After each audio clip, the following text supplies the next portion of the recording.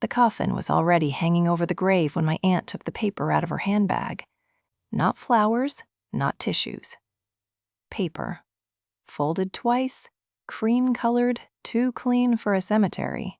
Too clean for a morning where the grass was wet enough to soak through the seams of my shoes. And the air tasted like pennies. One of the burial men still had the strap in his hand. Thick canvas, mud on it, his gloves orange at the fingertips from old dirt. He looked at my aunt, then at me, then at the coffin, like somebody had asked him to choose sides in a family argument he was being paid hourly to ignore. My aunt stepped closer to the grave. She wore black gloves. That is the part I remember wrong and right at the same time. I kept staring at them. Smooth leather, shiny from rain, creaking when she pinched the paper between two fingers. She looked dressed for a funeral in a movie, not a real one. Not the kind where your stomach keeps folding in on itself and your tongue feels too big for your mouth. She looked powdered, prepared. I pressed my thumb into the scar on my wrist. Old kitchen burn, pale, raised, about the size of a bean. I had touched that scar since I was 13 whenever I wanted to disappear inside my own body. Press hard enough and the world got smaller. Thumb, scar, breath. Thumb, scar, breath. My aunt cleared her throat. The family friend looked up from her paper cup of coffee. The cup had softened in her hand, collapsing around the middle. Brown ring on the lid. Bad gas station coffee. Funeral coffee. Coffee. Nobody wanted, but everyone held because hands needed something to do. My cousin stood on the other side of the grave, jaw tight, eyes red but dry. He had not cried at the viewing. He had not cried in the car. He had done that thing men do when they think grief is a door they can hold shut with their teeth. My aunt raised the folded document. "I think everyone needs to hear this before anything else happens," she said. Before anything else happens. The coffin was hanging in straps. The grave was open. The dirt was waiting in a wet pile beside us, dark and clumped and full of cut grass. The cemetery smelled like rainwater sitting in old stone, like worms, like lilies going bad in plastic wrap. I did not ask her what she meant. I already knew. That was the first thing she hated that morning. That I did not give her my fear. I kept it, held it behind my teeth like a coin. She unfolded the paper slowly, one crease, then the other. Her hands did not shake. "This is a newer will," she said. That word went into me clean, not deeper, not louder. Clean, like a needle. My cousin blinked. The family friend made a small sound. Not a gasp, more like air caught in a cracked pipe. One of the burial men shifted his weight. Mud sucked at his boot. My aunt looked at me when she said the next part. "Signed after the other one. This changes what happens now. What happens now?" Like the dead could be edited. Like the burial could be paused, revised, redirected because she had brought a sheet of paper with her perfume on it. I looked at the paper. I looked at her glove. I looked at the coffin. And I thought, "You stupid woman." Not because she was greedy. Greed can be careful, quiet. Greed can wear soft shoes and never leave a footprint. I thought it because she had made a mistake a child could catch if the child had a calendar and a reason to hate you. I pressed my thumb harder into the scar until it hurt. "Read the date," I said. My voice came out low, almost bored. That surprised me. I had imagined anger would sound bigger. It did not. It sounded like I had been awake for 1,000 years and had finally stopped hoping. My aunt's mouth twitched. Just once. She looked down at the paper. "I do not see why. Read the date." The rain hit the coffin lid in tiny dark dots. She smiled. She always smiled, even when she was taking everything. February 29th, she said. Then the year. She did not say it clearly at first, mumbled it, buried it in her throat. I already had the calendar page in my coat pocket, folded in quarters. Printed crooked because the funeral home printer had been low on ink. One corner smudged where my finger had touched it before it dried. February on cheap white paper. The month laid out in boxes. 28 days. Only 28. A whole lie missing from the grid. My secret was already done. I had photographed the practice sheet. I had printed the calendar. I had put both in my pocket before we left for the cemetery. I had asked my cousin to stand close. I had asked the family friend not to walk away, no matter what my aunt said. I had not come to the graveyard empty. Neither had she. That was the trouble. Only one of us had brought proof. Before the coffin, before the mud, before my aunt made the dead wait while she tried to rob them in public, there was the cloth. White cotton, folded at the foot of the coffin before sunrise. And had been in a drawer that smelled like starch and cedar chips, and something old enough to have no name. I had found it because the funeral mourning had turned stupid immediately. Funeral mournings do that. Everyone thinks grief will be solemn. It is not. It is receipts and missing tape and someone asking where the black socks are while a body lies, in the next room wearing better shoes than anyone alive. The cloth had one corner that kept curling up. I smoothed it once. It curled again. I smoothed it again. A tiny fight almost broke me. Not the coffin, not the flowers, not the awful hush people use around death. Like volume has moral value. The corner. That stubborn little cotton lip refusing to stay flat. I stood there in the funeral home with the buzzing lights above me and the carpet under my shoes smelling faintly of wet wool, and I pressed the cloth down with 2 fingers until the fibers warmed under my skin. There. Stay. It did not. My aunt watched from the doorway. She wore black then too, but not the gloves yet. Her hands were bare. Rings on every finger except one. Nails pale pink, too neat, too glossy. She had one hand on the doorframe and the other wrapped around her handbag strap so tight the leather had twisted. "Do not fuss with it," she said. I kept smoothing. "It is fine," she said. "No one will notice. No one will notice." I heard that sentence differently later. At the time, I thought she meant the cloth. The dead had wanted things simple. That was what everybody knew. Burial. No speeches dragged out until people started checking their phones. No fighting, no big production. Instructions written down, passed around, understood. Not fancy, not dramatic. Just enough order to keep grief from spilling everywhere. I remember the cloth under my fingers. Cool at first, then warmer. I remember the smell of lilies in the corner. Too sweet. White petals bruised brown at the edges. I remember the family friend coming in with a paper cup of coffee and saying you should eat something, and me nodding like that was a language I still understood.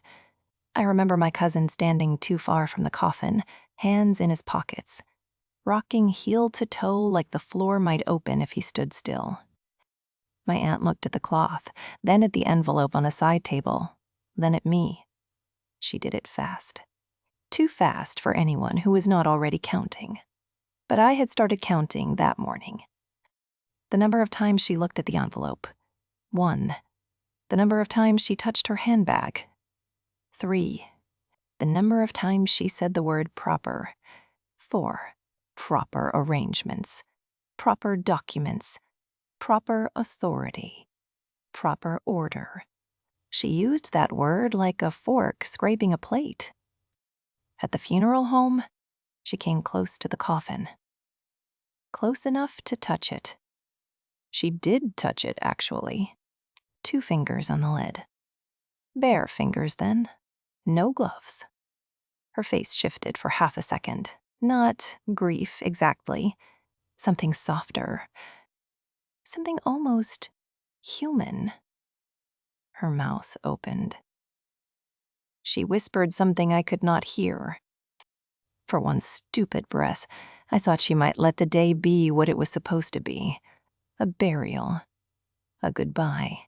A bad morning endured together because nobody had the strength to make it worse. Then my cousin asked, "Do you want to ride with us to the cemetery?"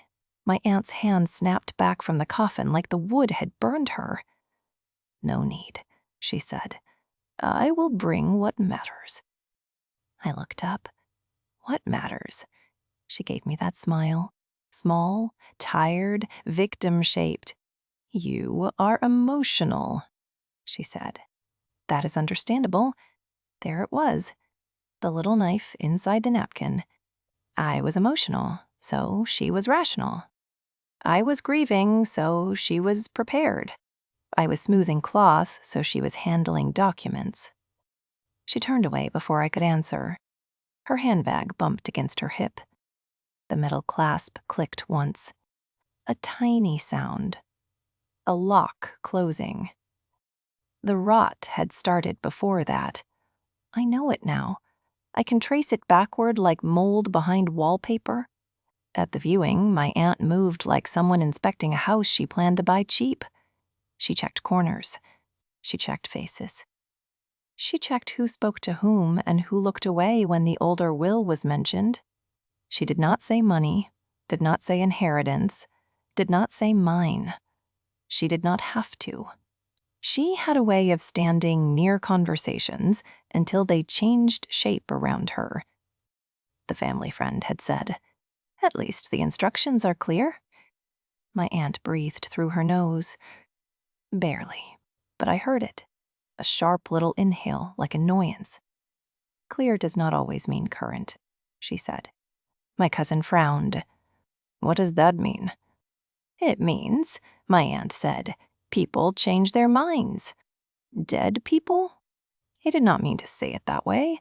Too blunt, too raw. It landed ugly.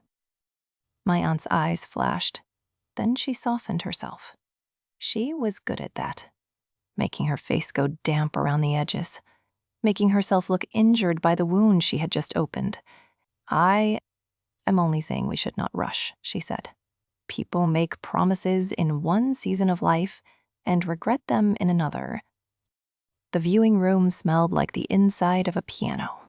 Wood polish, felt, dust, something metallic under the flowers. I remember because I wanted to focus on anything except her mouth. I touched my wrist scar through my sleeve, thumb searching for the raised place. The family friend looked at me. "She saw it before I did, maybe. Not the whole thing. Not the fake date. Not the paper waiting in my aunt's purse like a beetle under a leaf. But she saw the hunger. My aunt's hunger had manners. That made it worse. She did not pace, did not accuse, did not cry too loudly or demand attention. She just kept asking questions that sounded like concern if you did not listen to the corners. Who has the original? Where was it kept? Did anyone else have access? Was it witnessed properly? Are we sure this is the most recent version? She said we like. She had been invited into grief as management. My cousin rubbed his forehead. "I cannot do this right now," he said. "Of course," my aunt said, touching his sleeve. "Of course you cannot." And then she looked at me. That look. Not pity. Measurement. Like I was a lock and she was deciding whether to pick me or break me. I found the dates because someone needed tape. That is the part nobody believes when I tell it. They want Discovery to feel grand. thunder outside, drawer stuck, secret compartment. No. Tape. The funeral home had run out near the guest table, and the burial cloth corner kept lifting again, and one of the sympathy cards had fallen off its little stand. The family friend asked if I knew where there was tape. I did not. Nobody knows where tape is in a funeral home. Tape is always in the last drawer after you have looked in 5 wrong places and hated yourself for caring. I went into the small side room they had given us, a family room. That is what they called it. Family room. As if grief needed branding. There was a couch with wooden arms, a fake plant in the corner, a box of tissues opened from the bottom for some reason, and a table with drawers that did not match. The room smelled like cold coffee and carpet cleaner, and too many people trying not to cry. I opened the first drawer. Pens, 1 dead lighter, wrapped mints, a pamphlet about grief with a picture of a beach on it, which felt insulting. Second drawer, rubber bands, a charger for a phone nobody owned, a stack of blank envelopes. Third drawer stuck. I pulled too hard. It coughed open. Inside were sympathy cards, a black ribbon, 2 batteries loose in the corner, and a legal pad half hidden under a stack of folded programs. I was not snooping. I made that understood. I was tired. I was looking for tape. My eyes were swollen. My mouth tasted like old coffee, even though I had not drunk any. I was moving through the kind of day where every object has to be found by hand because your brain is no good anymore. The legal pad slid when I lifted the ribbon. Just enough. A corner showed. Blue lines, cream paper, handwriting. February 29th. I stared at it. The number looked wrong before I knew why. February 29th. Below it. Again. February 29th. Again. February 29th. Written in the same slanted capital letters I had seen on my aunt's birthday cards for years. The F too sharp, the 9 shaped like a noose. She always made her 2s with a little tail, like they were trying to crawl away. There were other marks, too. Cross-outs, pressure dents, a coffee stain near the edge, brown and round, soaked through 3 pages. The paper smelled faintly like perfume. Her perfume. That sharp rubbing alcohol sweetness that made flowers smell accused. I did not touch it at first. I just stood there with the black ribbon in one hand and my other hand hovering above the pad, like it might bite. My heart was not pounding. That would have been cleaner. It was doing something worse, missing beats, then hitting too hard, then missing again. I looked at the door. No one there. Voices in the hallway, low and muffled. A cart squeaking somewhere. My cousin coughing once. The family friend saying, "I will check over there." I set the ribbon down slowly. I used 2 fingers to lift the legal pad. It was lighter than it should have been. Cheap paper, soft at the edges from being handled too much. Not old, not official, not anything. And still, holding it felt like holding a live wire. February 29th. February 29th. February 29th. The date repeated like she was training her hand to believe it. I took out my phone. My hands shook then, not before. Then. The camera blurred twice. I wiped the lens on my coat sleeve. Took a photo. Another. One closer, one wide enough to show the drawer, the stack of cards, the ribbon, because proof without place is just a picture. I learned that from living in a family where people could deny the weather while standing wet. I put the pad back exactly where it had been. Or close. No, not exactly. The corner stuck out a little more. I noticed. I fixed it. Then I noticed the sympathy cards were crooked. I fixed those too. My body had become a machine for making evidence invisible. I found the tape in the fourth drawer. Of course I did. Clear tape in a cracked plastic dispenser with teeth dull enough to chew the strip, instead of cutting it. I walked back to the viewing room with the tape in one hand and the black ribbon in the other. My aunt was standing by the envelope. She looked at my face. Just for a second, I thought she knew. Then she smiled. That saved me. Her smile made me calm. The first thing I did was check the calendar, not memory. Memory is too romantic. Memory gets drunk and tells stories. I needed boxes, numbers, a page with no mercy. I went to the funeral home office and asked if I could print something. The receptionist looked exhausted enough to say yes to anything that did not involve another flower delivery. "What do you need?" she asked. "A calendar," I said. She blinked. "For the service?" No. She did not ask again. Good woman. The printer made a dry, grinding sound, like teeth in sleep. The page came out with the top line faded because the ink was dying. February. The year. 28 days. No, 29th. I stared at the blank space after the 28th. That blank space was the loudest thing in the building. I printed another copy. Then another. Not because I needed 3, because my hands needed something to do besides shake. I folded one into quarters and put it in my coat pocket. I folded the second and slipped it behind my phone. The third, I left on the receptionist's desk by accident, then went back for it. Because grief makes you careless, and carelessness is what my aunt was counting on. I went into the restroom, locked the door. The sink was stained pink from old soap. The mirror had those black freckles around the edges where silver gives up. I leaned both hands on the counter and looked at myself. My eyes were red. My collar was crooked. There was a piece of lint on my sleeve shaped like a comma. I pressed my thumb into my wrist scar.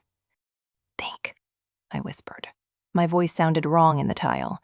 Not feel, not beg, not call her a liar with no proof while she tilted her head and said, I was unstable. Think. I looked at the photograph again. The legal pad, the date practice, the handwriting. I looked at the calendar. No. February 29th. I did not need a lawyer to understand that a day that never happened could not sign anything. I did not need Latin words. I did not need a courtroom. I needed witnesses.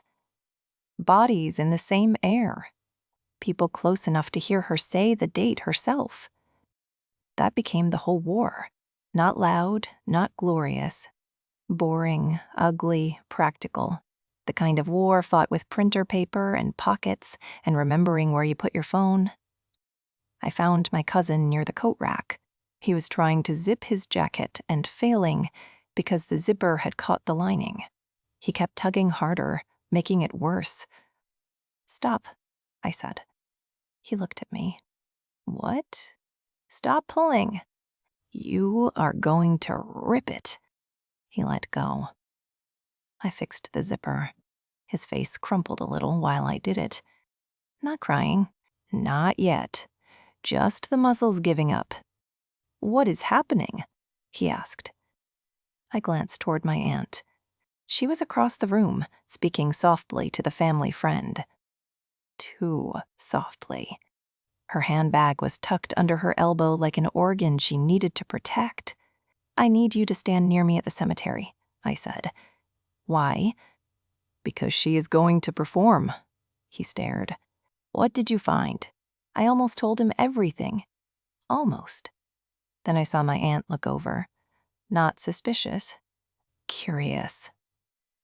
That was worse. "Just stand close," I said, "and listen. Do not interrupt. I do not. Please." That word tasted like rust. He nodded. The family friend was harder because she already knew enough to be scared. I found her by the guest book, running one finger down the list of names like she was counting survivors. If my aunt starts talking at the grave, I said, do not leave. Her eyes moved to mine. What has she done? Not yet. That was not true, of course, but it was true enough. The family friend swallowed. Her coffee cup made a soft, buckling sound in her hand. I will stay, she said. The rest was small, tiny things. Things nobody makes movies about unless they understand terror. I checked my phone battery. 46%. Enough. I turned off the screen. Brightness so the battery would last. I put the calendar in my right pocket because my left pocket had tissues, and I did not want to fumble. I put the photograph open in the photo app and left it there. I rehearsed one sentence. Not 10. 10 would make me sound crazy. 1. You picked February 29th for a year that never had one. I said it in the bathroom. I said it in my head while the burial cloth was carried. I said it while my aunt hugged someone too long. I said it while we walked to the cars and the rain started again, soft as static. February 29th. Year that never had one. Fake will. Burial. My aunt rode alone. Of course she did. The cemetery had no drama in it. That bothered me. I wanted thunder, maybe. Something theatrical enough to match what she was about to do. Instead, we got low clouds and wet grass and the sound of traffic somewhere beyond the cemetery wall. A truck backing up in the distance. Beep, beep, beep, like the world was reversing. The grave was in a row of stones that leaned different directions, all of them giving up at their own speed. The family friend stood to my left. Her coat was navy, not black, with one button hanging by a thread. She still had that coffee. Cold by then. She held it with both hands, though there was nothing left to warm. My cousin stood across from me. His jacket zipper was fixed, but the collar was tucked under on one side. I wanted to go fix that too. Stupid instinct. Even then. Even with the coffin between us and my aunt breathing through her nose like she was waiting for her cue. The burial men were quiet. 2 of them. One older, face rough and pink from cold. One younger, eyes down, pretending the mud was fascinating. Their orange gloves looked obscene against all that black. My aunt stood near the head of the grave. Not too near. She knew staging. She wanted everyone to see her without looking like she wanted everyone to see her. Her black gloves creaked when she opened her handbag. That sound. Leather against leather. The clasp gave one metallic click. She reached in slowly. My mouth went dry. Not because I was surprised, because knowing the bullet is coming does not make the gun quieter. She pulled out the folded paper. Cream paper. Smooth, no wrinkles except the creases she had chosen. The kind of paper people buy when they want a lie to feel expensive. She looked at the coffin first. A performance of respect. Then at us. A performance of burden. I hate to do this here, she said. No, you do not, I thought. You picked here because the dead cannot argue and the living are ashamed to. My cousin's face hardened. The family friend lowered her coffee cup. The older burial man looked away, which somehow meant he was listening harder. My aunt continued, but I cannot let us proceed under incorrect assumptions. Incorrect assumptions. At a grave, with mud on her shoes. She unfolded the page. I have a newer will. The word, again, newer. It came out polished. She glanced at me, expecting something. A flinch, a denial, a reach for the paper. A broken little niece making a scene so she could become the calm adult in the cemetery. I gave her nothing. My thumb found the scar. Pressed. She lifted the paper higher. It changes the handling of certain property and documents, she said. My cousin made a sound. Documents? He asked. My aunt did not look at him. This is not the time to argue, she said. You started this, he said. Her face tightened, then loosened. Poor wounded aunt. Poor responsible aunt. Poor only person. Thinking clearly aunt. I am trying to protect the family, she said. Family? I almost laughed. It would have come out wrong, barked and ugly, and maybe I would not have stopped. So I kept my mouth closed until I had the shape of the sentence. The family friend whispered, Let her see it. My aunt's eyes cut toward her. There. A crack. Small, but there. I will, my aunt said, after I explain. No, I said. One syllable. It felt like stepping off a roof. The rain kept tapping the coffin. The younger burial man lifted his eyes. My aunt turned to me fully now. Excuse me? Read the date. She smiled. Not big. Ant-sized. A family smile. The kind used over holiday tables to hide insults under mashed potatoes. This is not about a date. It is only about the date. She blinked. My cousin looked between us. The family friend's paper cup collapsed more in her hand. I heard the lid pop loose. My aunt said, You are grieving. Yes. You are not thinking clearly. I am thinking about the date. Her glove creaked around the paper. For the first time, her hand looked less steady. Not shaking, not yet. But the paper trembled once, a tiny flutter in the damp air. She looked down. I could feel her calculating. Could feel the math crawling behind her eyes. Was the date a problem? Had she written it wrong? Did I know? How much did I know? Could she move past it? Could she shame me into silence? She tried. Of course she tried. This is not some dramatic reveal, she said. It is a legal document. Then read the date, my cousin said low. Just read it. That was when she knew she had lost one body in the room. Not the war. One body. One witness. It cost her. Her mouth pulled thin. She looked at the family friend. The family friend did not rescue her. Another body gone. The cemetery felt smaller, the graves closer. The air thick with wet wool and soil and my aunt's perfume, sharp even out there among the dead. February 29th, she said. Soft. Too soft. Louder, I said. Her eyes snapped to mine. I had never spoken to her like that. Not once. I had let her interrupt. I had let her correct. I had let her call cruelty concern and greed, practicality because the family had trained me to survive her, not challenge her. But grief had burned off something. Or maybe the cloth had. That stupid curling corner. That last little job I had done for the dead. Louder, I said again. My aunt's nostrils flared. February 29th, she said. Then the year.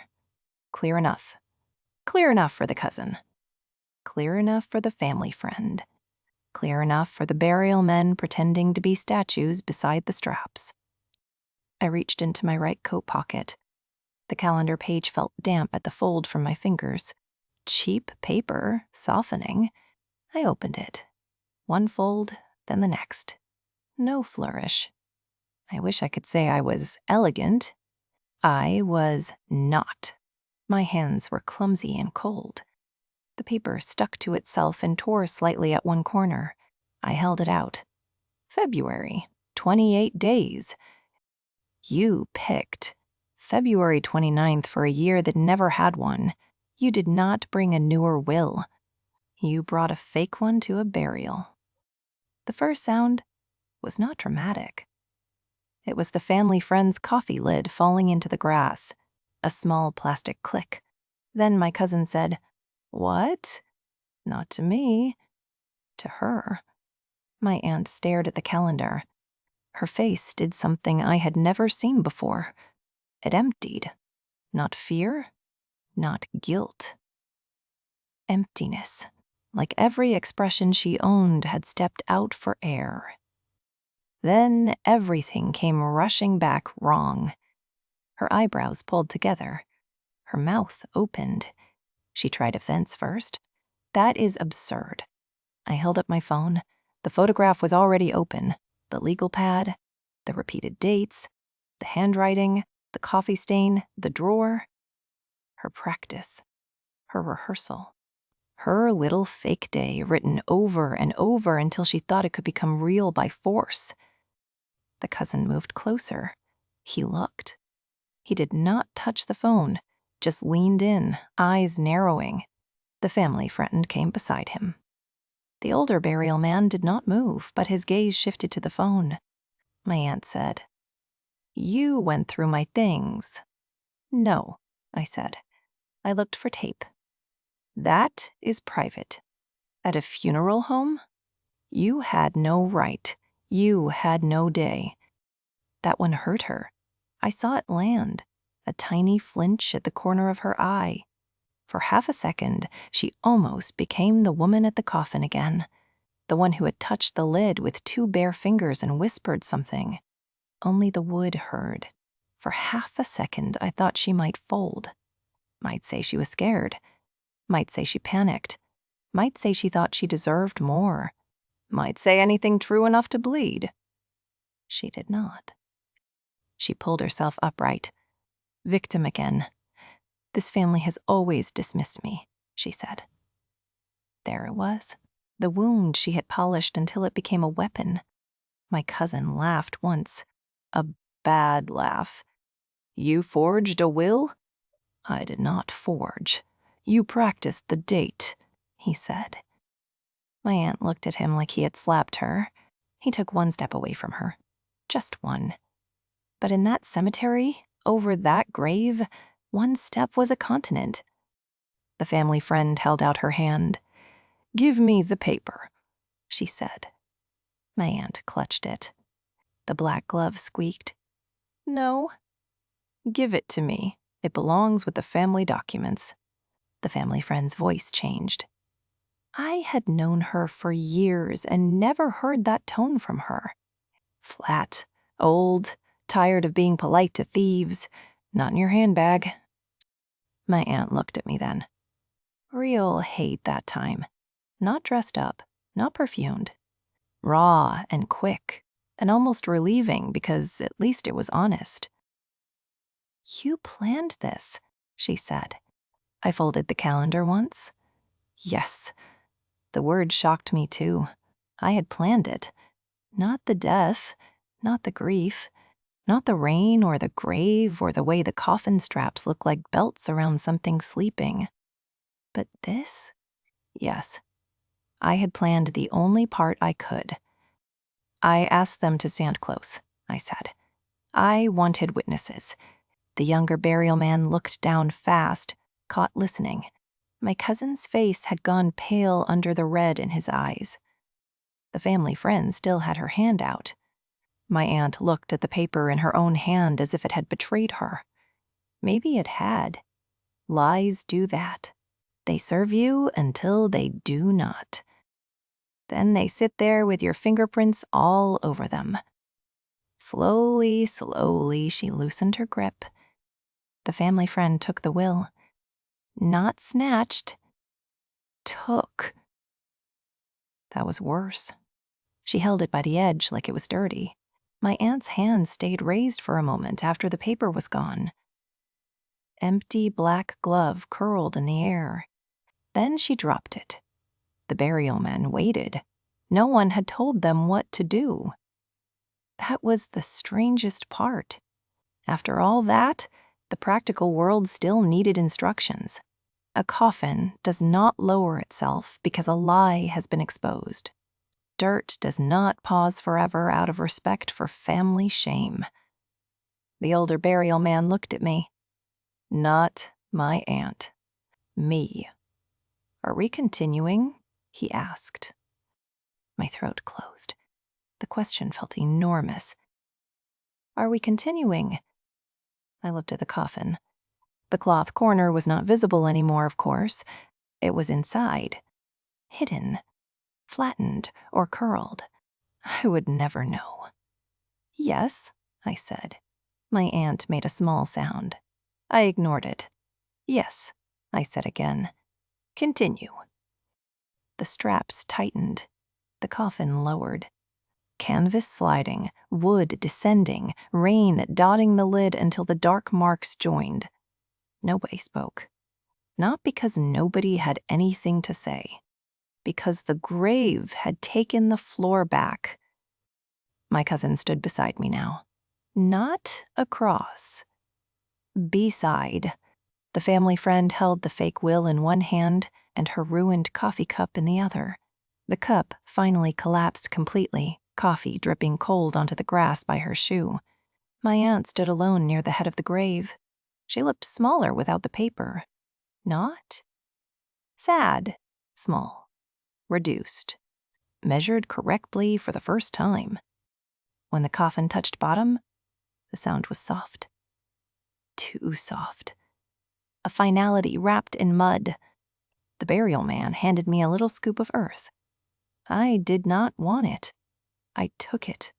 The dirt was heavier than it looked, damp, clinging to the metal. I tipped it over the grave and heard it scatter on the coffin below, a sound like knuckles on a door. My aunt did not take a turn. Nobody offered her one. After the burial, the loss began in objects. That is how real losses happen, not speeches. Objects moving from one hand to another. The document folder first. It was in my aunt's car. Of course it was. She had taken it for safekeeping that morning. That was the word she used when she removed things from where everyone could see them and placed them near herself. The cousin walked with me to her car. The family friend came too, still holding the fake will. The burial men had gone back to their work. The cemetery kept being a cemetery. Wind in the plastic flower sleeves. Tires hissing on the road beyond the wall. Somewhere a crow made a noise like it hated us personally. My aunt stood by her driver's door with her handbag clutched to her chest. I am not doing this here, she said. You already did, my cousin said. His voice was hoarse. She turned on him. You do not understand what I have carried in this family. He almost answered. I saw him almost give her the old path. The argument about who suffered more, who sacrificed more, who deserved more, because they had been overlooked in exactly the shape they preferred. He did not take it. Folder, he said. One word. Good man, in that moment. Not perfect, not heroic, just tired enough to be clean. My aunt looked at me.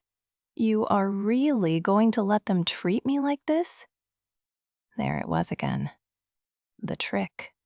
Make herself plural. Make herself family. Make consequences look like cruelty. Make the person she robbed become the person harming her. I pressed my thumb into my scar. Not hard. Just enough to remember I had skin. You brought a fake will to a burial, I said. Her lips parted. No answer. The family friend said, Open the car. My aunt hesitated. That hesitation told us the folder was there. She unlocked the car with the key fob. One beep. Too cheerful. The sound bounced off the wet stones. She opened the back door and pulled out the folder. Brown accordion folder, elastic strap. I recognized the bent corner and the old water stain near the flap. She held it for 1 second too long. My cousin reached for it. She did not let go.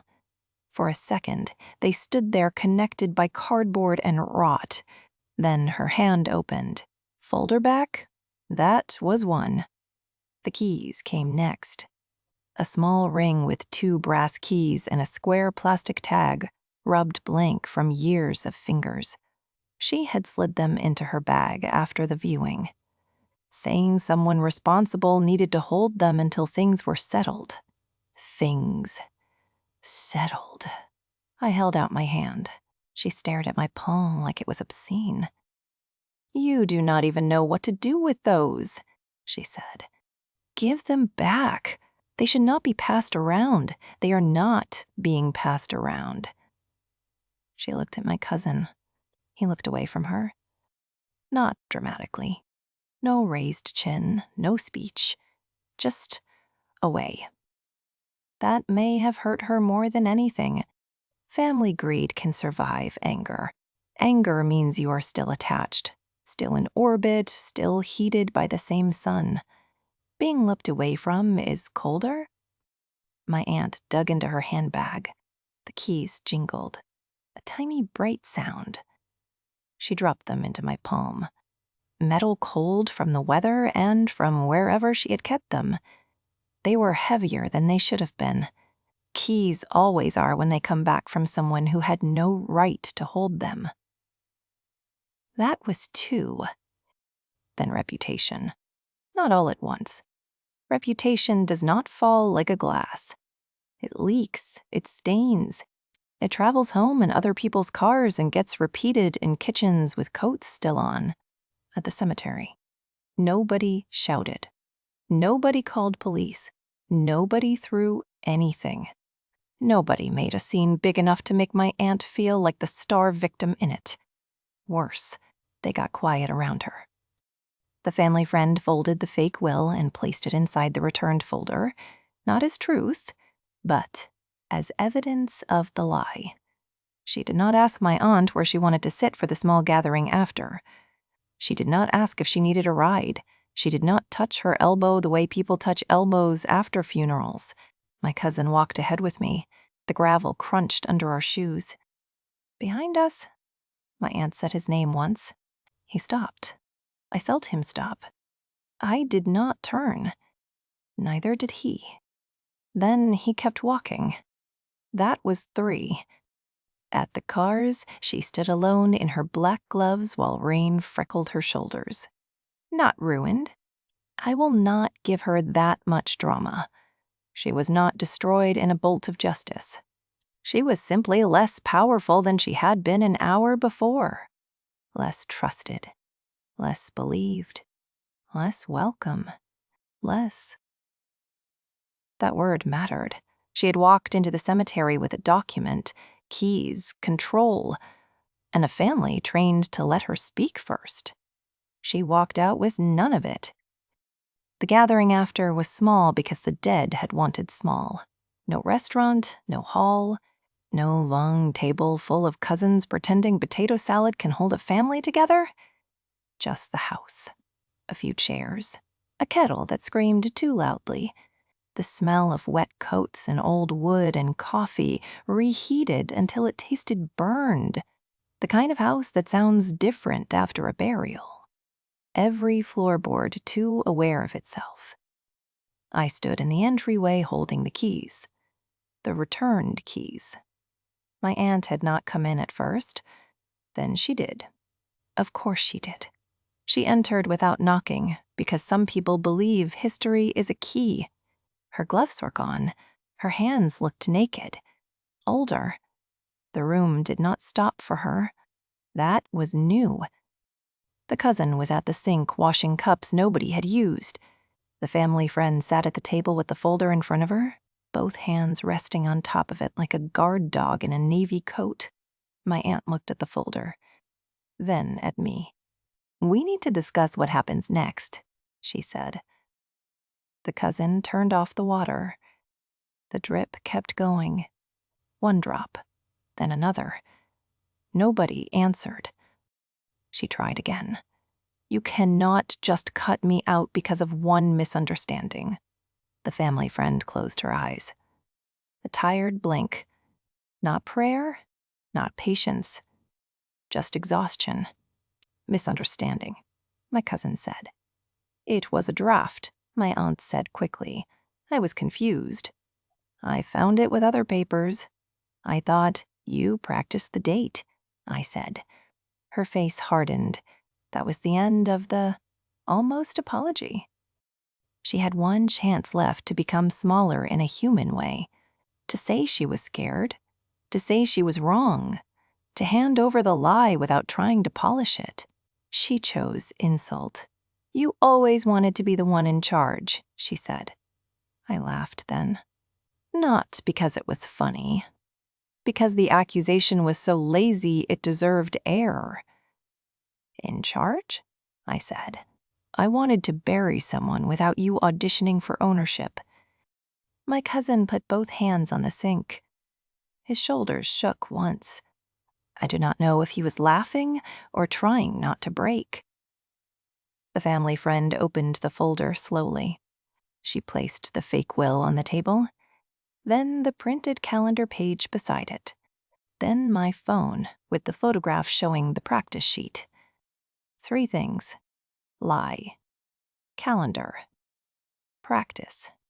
It looked pathetic, spread out like that. That surprised me.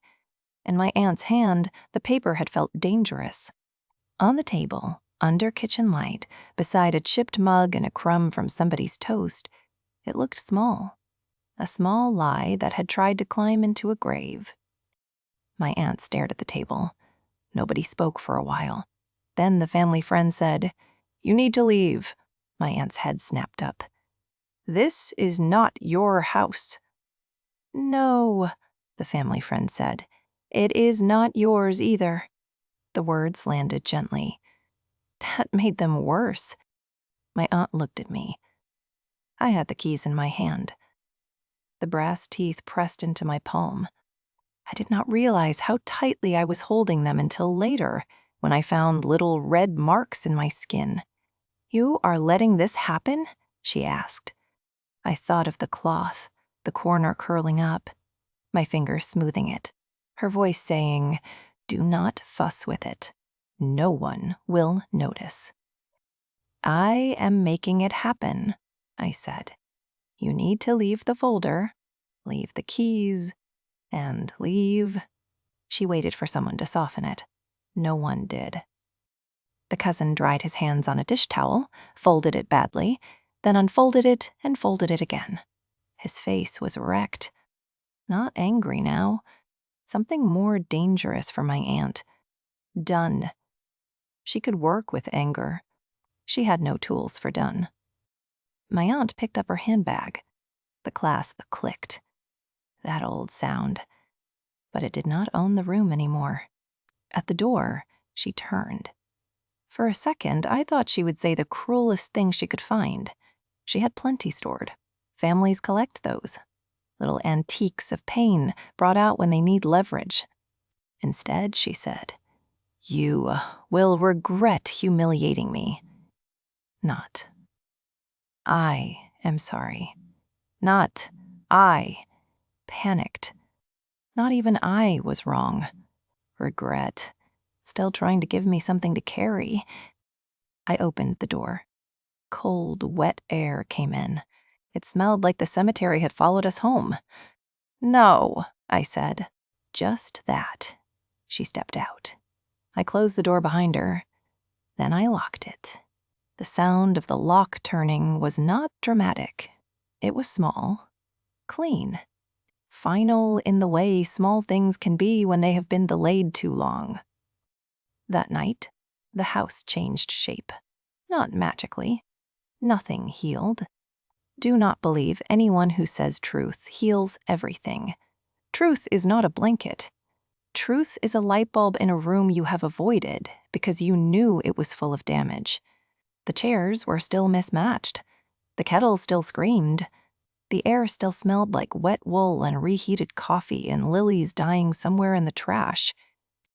The folder sat on the table, The keys sat beside it.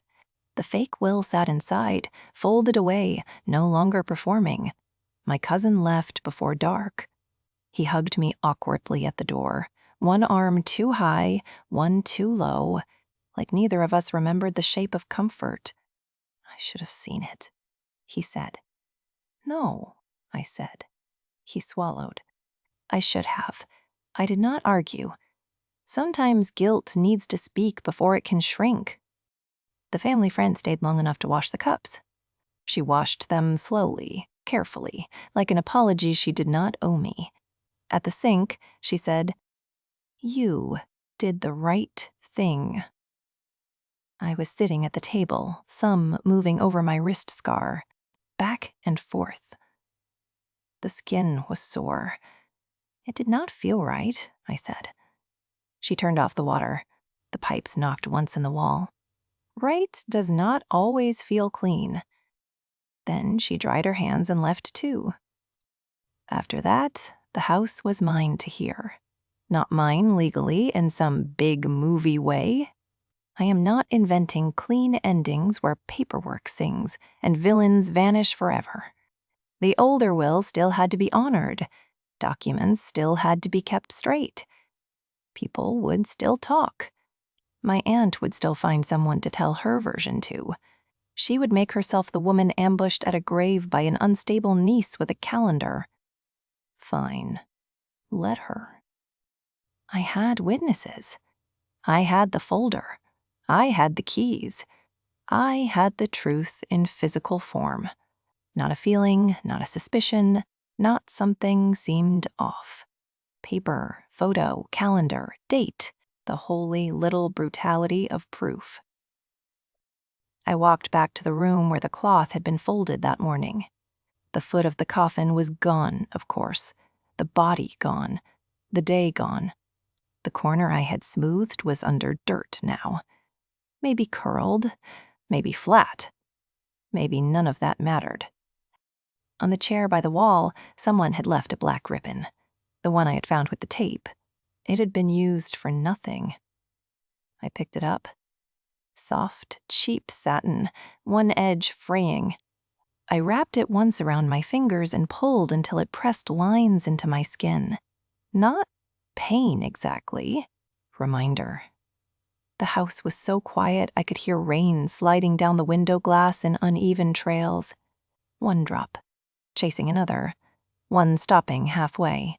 One making it to the sill. I went to the front door again. Checked the lock. Then I checked it again. Not because I was afraid my aunt would come back, because I liked the sound, the bolt turning. Mine to turn, mine to decide. I placed the keys on the table, then picked them up again. I needed to feel them. Needed the weight. Needed the little brass bite against my palm. The dead had wanted no theater. I was sorry we failed them, but I was not sorry I fought. That is the part people want you to soften. They want grief to make you noble in a way that keeps thieves comfortable. They want you to say, I wish it had not happened. I wish I had not had to expose her. I wish we could all be family again. No. I wish she had chosen shame before I had to choose evidence. I wish she had let the coffin lower without making me become sharp. But once she brought that paper to the grave, once she said newer, like the dead were a draft she could revise, once she trusted my grief to make me quiet, no. I am glad I had the calendar. I am glad I made them stand close. I am glad I said it where everybody could hear. There are lies families tell because they think nobody will ruin a funeral. Nobody will ruin dinner. Nobody will ruin Christmas. Nobody will ruin the day, the mood, the picture, the last good memory. That is how they get away with it. They hide behind the sacred thing and dare you to be the one who breaks it. But listen to me. A lie brought into a sacred place has already broken it. You are not the damage because you point. You are not cruel because you count the dates. You are not unstable because your hands shake while holding proof. That night, I sat at the kitchen table until the windows went black and the keys warmed in my fist. The folder was in front of me, the calendar page beside it. February with its 28 honest little boxes. I touched the scar on my wrist one last time and then let go. Not healed, not peaceful. Better than that. Ready?